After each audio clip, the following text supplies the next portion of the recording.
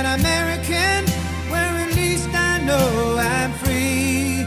And I won't forget the men who died, who gave that right to me, and I gladly stand up. Renee Ellmers, thank you very much for joining us. My name is Jesse Berger. I'm the chairman for Harnett County's Republican Party.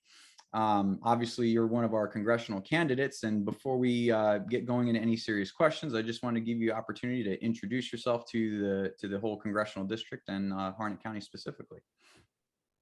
Great. Well, thank you, Jesse. I really appreciate this opportunity, and for any of the viewers or listeners to this cast, we live in Harnett County. Harnett County is growing. Harnett County is a very pivotal area at this point because we get expansion from Wake County and the Raleigh area, and then of course from Fayetteville as well, and in Sanford even. So there's a lot that is happening in Harnett County that I feel having a representation or someone who is actually elected and in Congress representing Harnett County can really make a big difference. We deserve a voice, and I am the Harnett County candidate in this race for the North Carolina 13th Congressional District. Just to give you a little bit of information about me, I was in Congress previously for 6 years, representing Harnett County and many of the counties that are in the 13th Congressional District right now. I was very honored to serve, and it was every Republican and independent and some Democrats who got me there. And I just have always been honored to have been able to serve in the past. And I have a very strong background with, conservatism. I am a leader. I choose to lead in Washington. And sometimes that means that you take arrows from all sides. A little bit about myself. I'm a wife, I'm a mom, I'm a nurse, I'm a small business owner, and I'm just a woman of faith and conservative belief that believes in limited government and that our Constitution is divinely designed. It was divinely inspired and not to be changed at the whims of attorneys and judges who become activists and legislate from the bench. So, I think our country is facing so many issues right now coming from the Biden administration. I put the blame solely on the shoulders of Joe Biden. And I think that we can make some big changes. And I think this election is the starting point for all of that. I really appreciate that introduction. I really appreciate you coming on the show with us and letting the people get to know you a little bit better. And before we continue, I'm just going to go ahead and share my screen here real quick, because I think it's important that people can see where this district is. So the 13th district is this green portion here. I'll just go ahead and zoom in real quick. I was hoping maybe you could give us your thoughts just very quickly about the redistricting, because as people look at this, one of the things that you can notice is that Harnett County is not all the way inside of the 13th. If we come up north, we can see that Raleigh is also split. Of course, the redistricting issue is something that was pretty forefront and center. So I was just wondering if you could quickly give us your thoughts as to the current District 13 and I guess some of the challenges that are going to be faced now that it's adjusted. Yeah, well, I'm glad you brought that up, Jesse, because I think that is very important to keep in mind for this particular election, this particular primary. The way that things fell out with, we have, Sue to Your Blue and the left who continue to sue and force redrawings of the district after the maps were originally drawn by our legislature with our Republican majority in the General Assembly, as is stated in the Constitution. The reason for that is to create chaos and confusion. So here we are now with our map. I am absolutely, completely satisfied with the district as it is laid out. I know the folks in all of these areas. I never served in the Wayne County district or the Wayne County area that's part of the district, But those folks are, to me, are our family. You know, they're very much like Harnett County, for instance. So I'm trying very hard to make sure that I'm spending time in Wayne County and really becoming familiar with that area. But as you see, it adds the confusion of the, you know, the 3 counties that do have portions. Of course, Johnston County is whole, so that makes it a little simpler for voters to understand who will be representing them and who they need to vote for and elect. But, you know, with Harnett County, Wake County, and Wayne County being split, it is more difficult. And I am finding that there is confusion out there. And that is exactly, again, as I said before, the reason that our Democrat leaders in the General Assembly kept fighting this issue in the courts. And as we know, it's still pending at the Supreme Court level, although we are moving forward with this election, with this map. So, you know, I'm just working as hard as I can to reach out to as many voters as possible and help to bridge that gap of understanding of which district folks are really in and how, and you know, how they can get information and how they can research candidates so that they understand who it is that's running and who they should vote for. Well, and you know, you were just talking about the confusion that's being created, a lot of it on purpose. I believe that one of the easiest ways to solve a problem is to get rid of all the confusion, try and simplify things down to the core level. And so one of the things that I would like to discuss with you and have your thoughts on is the role of a congressman or congresswoman, and defining what those lanes are. What are you allowed to do? What are you not allowed to do? And of course, we've had some meetings where we brought judicial candidates in, and the judges are always talking about, I have to rule by the law, and you know, the legislature has to do that. So maybe you could touch as well a little bit into the laws that you will be working on to try and pass, how those are going to impact even the judicial races and what our judges will be able to do. That's a great question, Jesse. And I'll just start by saying the way that I viewed my job as a congresswoman when I was serving before, and the way that I view it today is very similar, except I see that there's an opportunity to improve upon how I actually am able to serve the people of the 13th Congressional District. And I think let's start there with being a representative of the district. When you are elected into the House of Representatives, you are representing your district. You know, certainly that impacts the rest of the state and it impacts the rest of the country. But your voice is that of representation from your district. So in other words, if I'm elected, I'm not just going to go up there and you know, speak on every single issue that's out there, get in front of a microphone or a TV and, you know, share my thoughts about something that might be happening in the western part of the country, because that's not something that I'm familiar with. I'm going to deal with the issues that affect Harnett County and our surrounding areas and the concerns of constituents, which I believe is the #1 job of an elected official, especially someone in the House of Representatives. Constituent services is the biggest, the hardest, and the most important job for any member of the House of Representatives, because you are directly impacting families and individuals in your district every single day. So that's part of the job where, you know, we talk about our district offices, we talk about our federal office in DC. Our district offices really deal with those issues, and you really have to be able to put together a great staff who understands how to help people. You know, we might not be able to solve every single problem, or we might not have an answer, but the people that you hire, the people that I will be hiring, will at least be able to know where to turn to get those answers.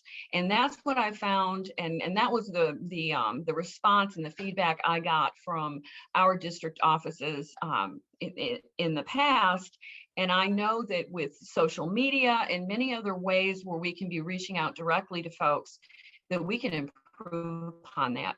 At the federal level, yeah, it's about passing laws, looking at policy, doing committee hearings, bringing things at the federal level to your constituents. So in other words, you do committee work. I've served on the Agriculture Committee, the Small Business Committee, the Foreign Affairs Committee, and then I was in my second term, I was able to get on the Energy and Commerce Committee, which is a huge committee that deals with over 70% of legislation that comes through the House of Representatives. So issues like healthcare, with me being a nurse, those were some of our top issues that we were dealing with at the time with Obamacare and trying to repeal it. Many other issues come through energy and commerce, but you are dealing with policy that affects the entire country. But you have to do it with a perspective from your own district, from the people of your district, and not just what you may believe. You never compromise on your principles, but you do have to work with the other side to get any of these things done. So always working from a perspective of conservatism, but making sure that you're making a difference. I feel I was able to be very effective when I was in Congress before. In 6 years, even with President Obama in the White House, I was able to get 10 pieces of legislation into law and 6 others that passed the House of Representatives. Well, and of course, you are one of the only people I think that directly helped me when I was active duty, was still in the military with something. So I do appreciate all the hard work and everything that you did while you were serving before. A follow-up question that I'd like to ask about, I guess, these national level policies and making compromises. Of course, I don't think anyone would argue that you should just hardline things, because obviously nothing would ever get done. But I do believe that the question needs to be asked. And in medicine, of course, this is something that you're probably familiar with. But at what point does the treatment cause more damage than letting something run its course? So I guess my question is, in that leadership role, yes, of course, we want you to negotiate on our behalf. And of course, that means sometimes making concessions. But at what point do the concessions outweigh the benefits? And at what point will you make that determination that, no compromise is worth, what's going to happen if we get this passed? Well, let's look at that. Healthcare as an issue. This is something obviously that I know a great deal about. And one of the things that I've found over time being in Congress and then spending 2 years at the U.S. Department of Health and Human Services after receiving an appointment from President Trump, some of the things that I realized was it is the system that is broken. And government, especially at the federal level, is only making that worse. I believe in limited government, and that is why I was such a strong proponent of repealing the Affordable Care Act, Obamacare. And over time, obviously that's been taken apart, but it's still in existence. The federal government really needs to be ensuring life, liberty, and the pursuit of happiness. And one of those things are for individuals to be able to provide and obtain healthcare services. Now, when I say that, I mean, it's about choice. You should have more choices. We should be able to provide good, quality, accessible healthcare. And here in North Carolina, that's a big issue because we have so many rural areas that really are in need of access to care. And in those rural areas, people that live there have higher healthcare disparities. There's a higher rate of diabetes, heart disease, cancer, kidney disease. All of these things affect people that live in these areas. And I have always fought to help to get those areas. About going to the root of the problem. I'm about solving the problem. As a nurse, you can't just put a Band-Aid on a bleeding artery. You've got to fix the problem that's causing it. And that's what I strive to do when I was in Washington. And that's what I will continue to do. I believe there are changes that can be made at the system level that will improve access to care for every North Carolina family, especially here in the 13th Congressional District. Well, I think that's a great segue into another section of our conversation, which is identifying the key issues, maybe 2 or 3 issues that the district is facing, and then giving us some differentiation about, obviously we have a symbiotic relationship with the other districts around here, the state and then the federal government. But if you could give us your assessment as to the top 3 issues that the district is facing, and then maybe how that correlates on the larger scale with the state and the country as a whole. Well, I already spoke about healthcare, so I'm going to take advantage of getting 4 top issues in there. I think let's start with agriculture right now. And when I say agriculture, I'm going to say that because right now, as we all know, we have skyrocketing prices in the grocery store and at the gas pump. We have empty shelves and we have open borders. Now, I think those are a great perspective to look at of why I'm going to identify what I think are the top priority issues in Harnett County and the rest of the North Carolina or the District 13. Agriculture is the #1 industry in North Carolina. And right now, because of inflation and the high prices, farmers and our farming families are having to make decisions of whether or not they're even going to be planting crops. And if they plant those crops, are they going to be able to get fertilizer because of the supply chain issues that are existing right now and the skyrocketing prices? Are they going to even be able to fertilize the crops that go in? So we are facing a huge issue with food insecurity that's coming up. You know, interestingly enough, I read on Twitter, social media, that AOC said the other day, you know, I don't care about truckers because I get my food from the grocery store. Now, you know, seriously, we get food from the grocery store, but it comes out of the ground of our farming families and the hard work that is put in there. That is the perspective that I am coming from. And that is why it is so vitally important that we get folks elected who know what the heck they're doing, who have experience, who are proven leaders, who can go right to Washington and get to work. So having said that, agriculture top issue, and obviously not only does that affect North Carolina, but it affects the country as it does the world, because we here in the United States, we feed the world. So this is a huge issue.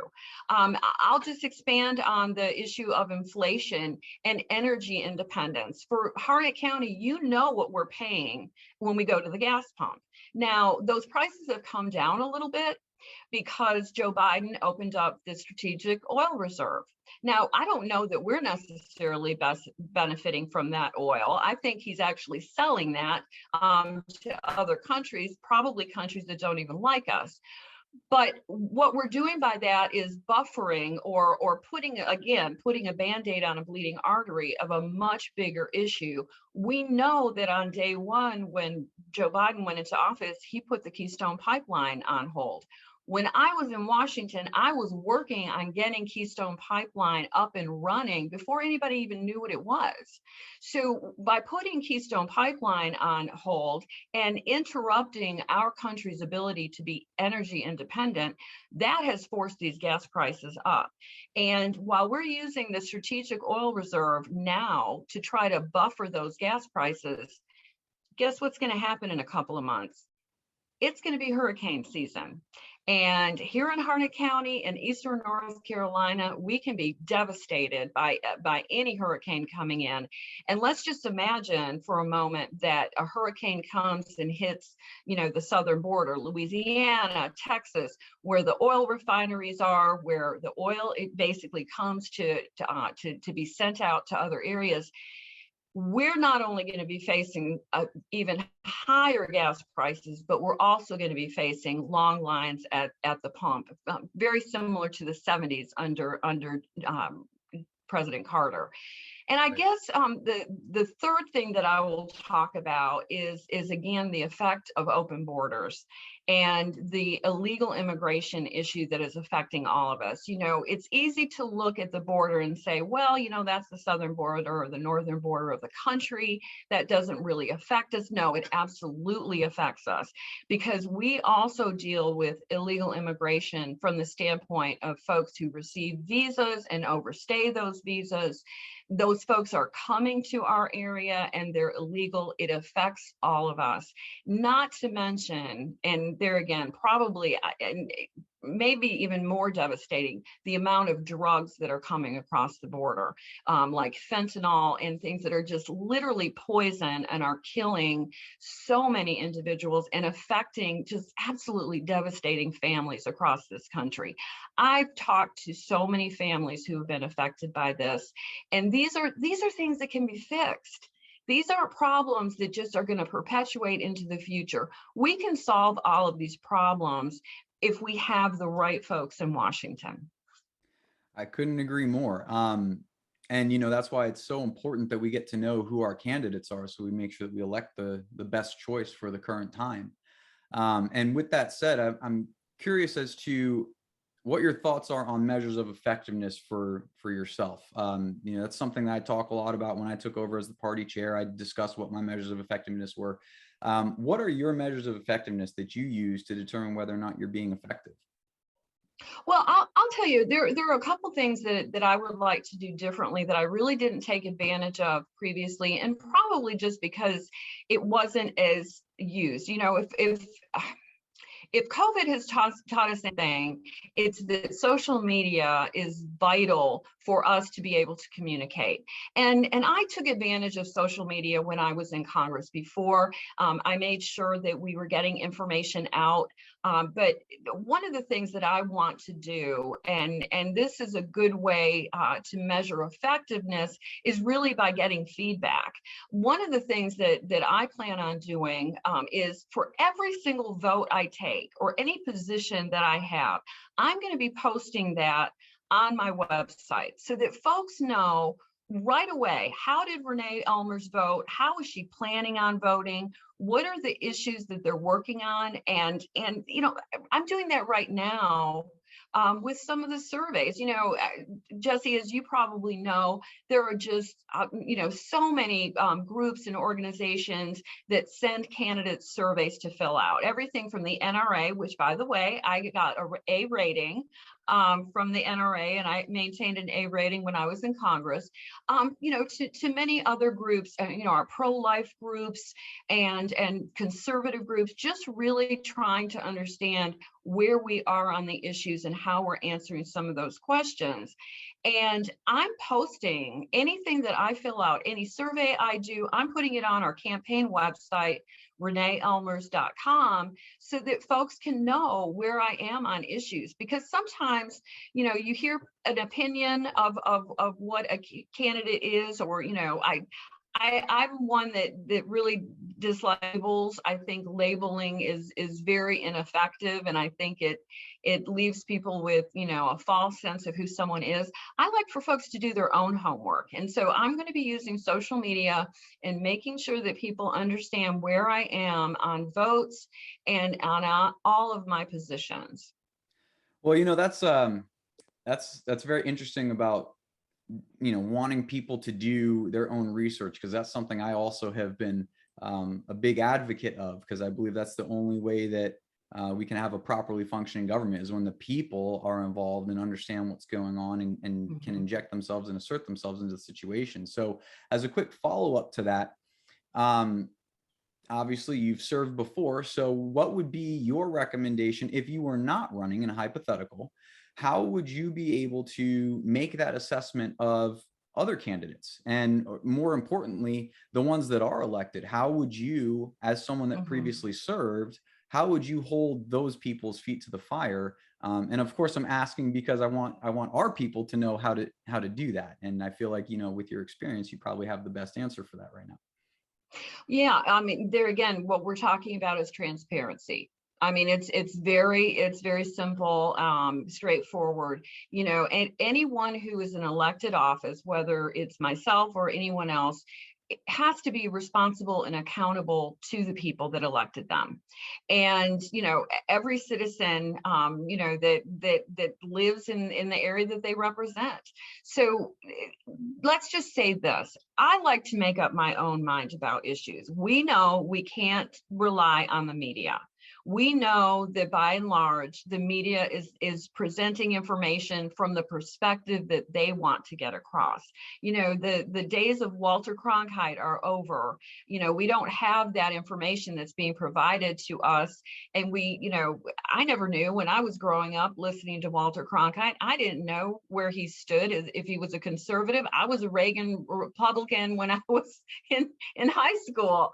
I didn't know where he was. But so we can't rely on the media for that. I mean, although we should take into account what is provided to us. So we have to be selective there. But again, I think we have to do our own homework. I hope that other elected officials take the lead from me on posting this information on their social media as well, so that any confusion or any bias that is presented, can be eliminated. I was a victim of the fake media. I was a victim of the fake news back when I was in Congress. Of course, I was in Congress prior to Donald Trump being president. Donald Trump is the one who really exposed the fake media and called them out for what they were, and was able to fight back. For many of us, prior to Donald Trump, we were told, just sit back, let it go. This will blow over. If the media got hold of something and misrepresented it to the public, if that's your only source of information, then you really have a skewed view of who that elected official is. And it really is the responsibility of every individual to know for themselves what is happening and reach out. Any elected official is only a phone call away, whether it's to their district office or to their government office. Now, you might not be able to talk to that representative right away, but you should be able to talk to staff that can answer your questions.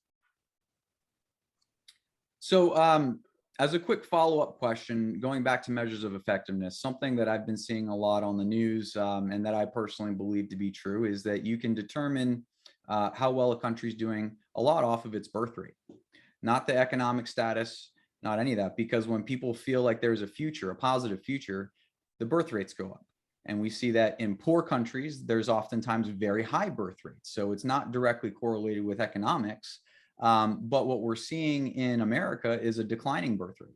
And we're seeing that the only places that there are still continuing to be high birth rates is within those religious communities that subscribe to that belief system. So I do believe that the legislation and the policies that are put in place have a direct impact on whether or not people believe that there's going to be a future to bring others into.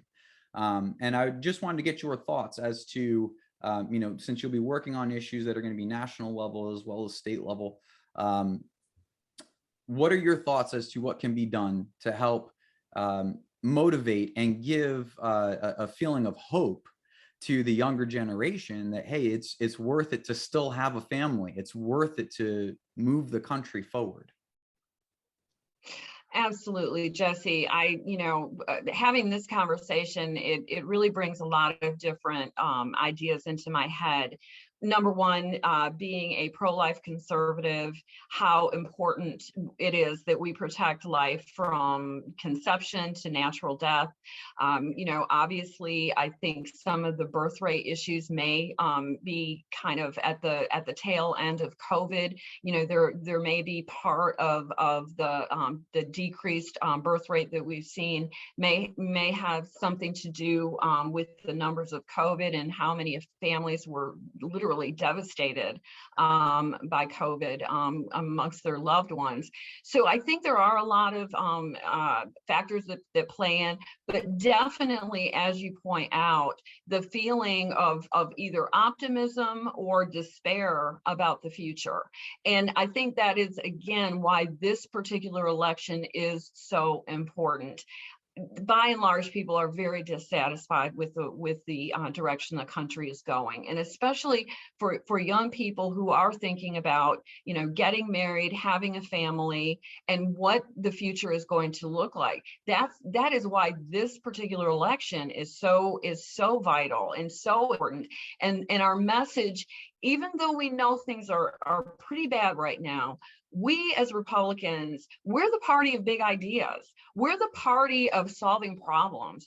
We have to be the ones to stand up and say, yeah, things are bad, but we can make them better, and we all have to work together to do so. So I'm having that conversation with people. I am being very optimistic about the future. I believe we have a better future ahead of us. So for all those families, all those young people who are thinking that maybe this isn't the world they want to bring their child into, because of CRT and the the images and the ideas that are being put into children's heads in our public school system, we can fight all of that, and we can fix all of that, and we will fix all of that. And that is going to take all of us working together from the federal level to the state level to the local community. I will just end on this as far as that particular issue with education.